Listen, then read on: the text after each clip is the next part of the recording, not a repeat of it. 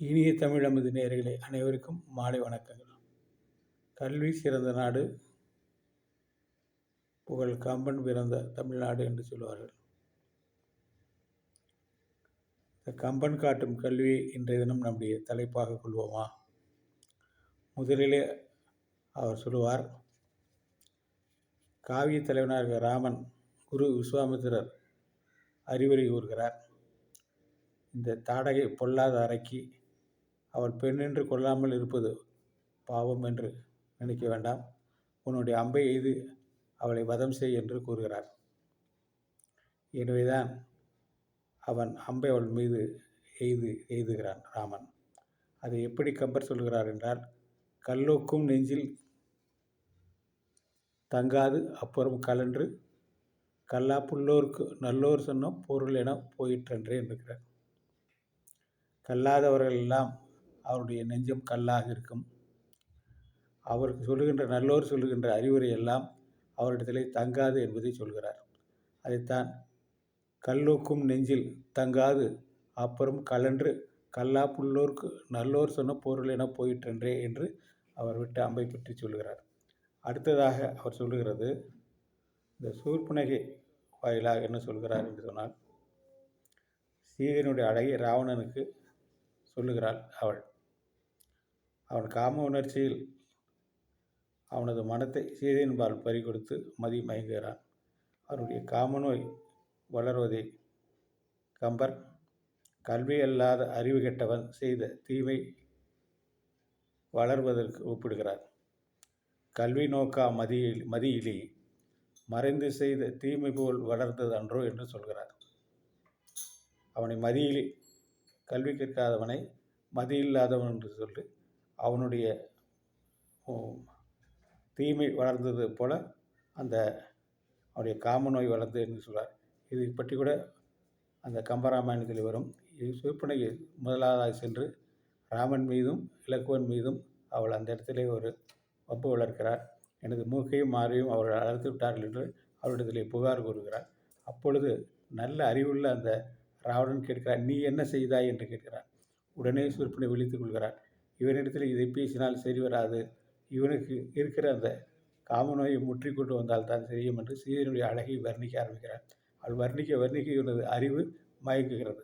அந்த இடத்திலே காமநோயை மிகுந்து அந்த இடத்திலே யார் அவள் எப்படி என்று கேட்க ஆரம்பிக்கிறார். அதை வைத்தான் அவனுடைய மனதை மயக்குகிறாள் சூர்பனகை. அதை எப்படி சொல்கிறார் என்று கேட்டால், கல்வி நோக்கா மதியிலி, அந்த கல்வி அதிலே சிறக்காதவன் அவன் மதி இழந்து விடுகிறான். அவனை சீக்கிரம் அவனுடைய அறிவை மயக்கம் செய்து விடலாம் என்று இந்த இடத்திலே கல்வியை பற்றி சொல்கிறார்.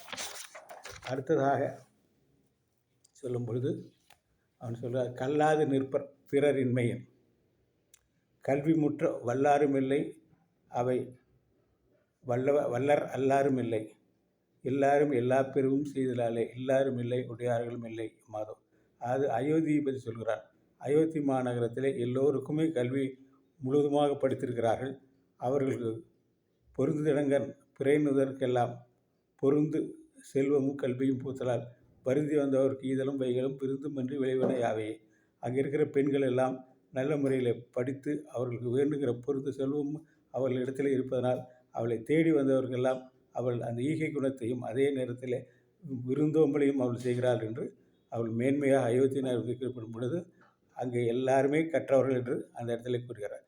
அதாவது ஆங்கிலத்தில் உடோப்பியா என்று சொல்வார்கள். அதுபோல் உடோப்பியா என்றால் ஒரு குறைகளும் இல்லாமல் இருப்பது. அவ்வாறு அங்கே எல்லா செல்வமும் எல்லா பெருஞ்செல்வமும் இதனாலே அங்கே எல்லாரும் இல்லை உடையார்களும் இல்லை என்று சொல்கிறார்.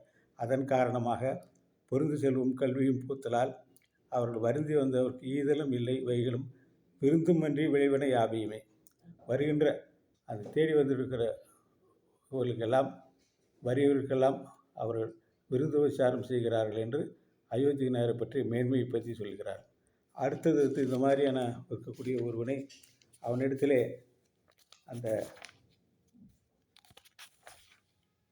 ராவணனை குருடன் என்று சொல்கிறார்.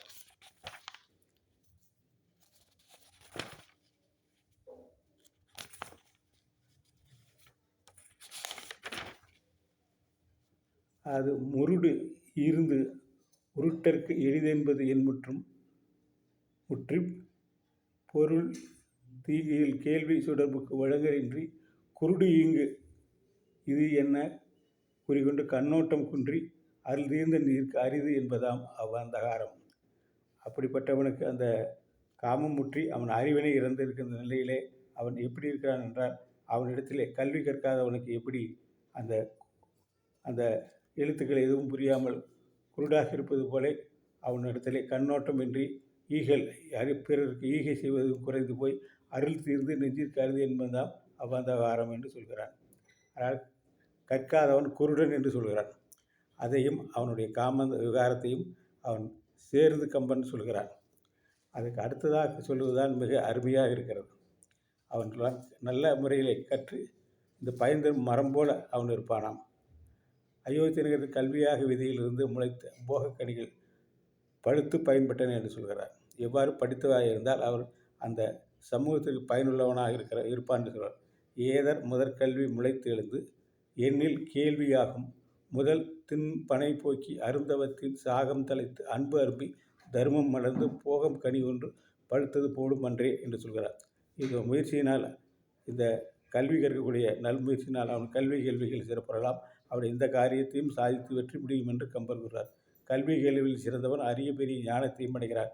அவன் முற்பிறப்பில் செய்த தவ பயனாலே அந்த ஞானத்தையும் அடைகிறான்.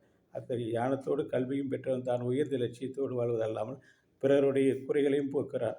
ஆகவே மனித வாழ்க்கையில் உயரிய லட்சியம் நிறைவேற்றுவதற்கு கல்வியையும் கம்பப்பட்டெடுத்து இணைந்து கூறியிருப்பது பொருத்தமுடையதாகும்.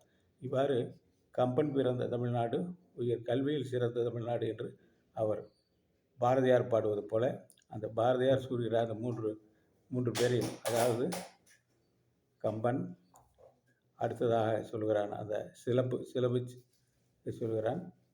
அதை போலவே இன்றைய தினம் நாம் இந்த கம்பன் காட்டிய கல்வியினை நாம் கண்டோம். இந்த கல்வி எல்லாருக்குமே நல்லதை பயக்கும் என்று சொல்வார்கள். எல்லோருமே நம்ம நன்றாக படிக்க வேண்டும், குழந்தைகள் நன்றாக படிக்க வேண்டும் எண்ணத்தை கம்பன் நம்மிடத்திலே அப்பொழுதுதான் அவனுக்கு நல்ல குணங்கள் எல்லாம் தோன்றும் என்று கூறுகிறான். இந்த கம்பனை மேலும் ரசிப்போமா? நன்றி, வணக்கம்.